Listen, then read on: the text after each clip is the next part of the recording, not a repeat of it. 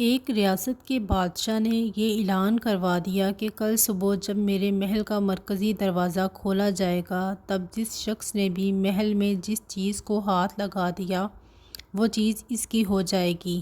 اس اعلان کو سن کر سب لوگ آپس میں بات چیت کرنے لگے کہ میں تو سب سے زیادہ قیمتی چیز کو ہاتھ لگاؤں گا۔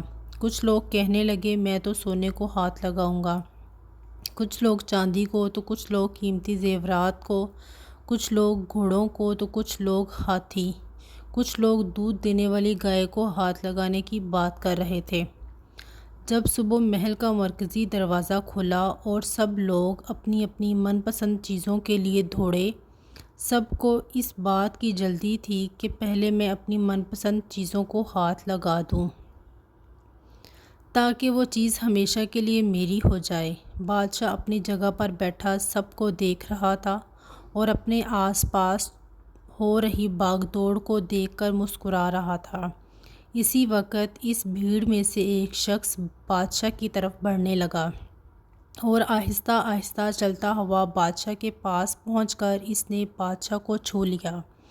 بادشاہ کو ہاتھ لگاتے ہی بادشاہ اس کا ہو گیا اور بادشاہ کی ہر چیز بھی اس کی ہو گئی۔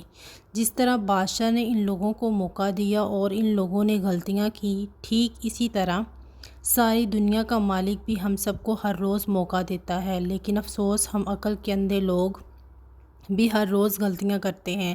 ہم اللہ کو حاصل کرنے کی بجائے اللہ کی بنائی ہوئی دنیا کی چیزوں کی آرزو کرتے ہیں، لیکن کبھی بھی ہم لوگ اس بات پر غور نہیں کرتے کہ کیوں نہ دنیا کے بنانے والے مالک کو پا لیا جائے۔ اگر مالک ہمارا ہو گیا تو اس کی بنائی ہوئی ہر چیز بھی ہماری ہو جائے گی۔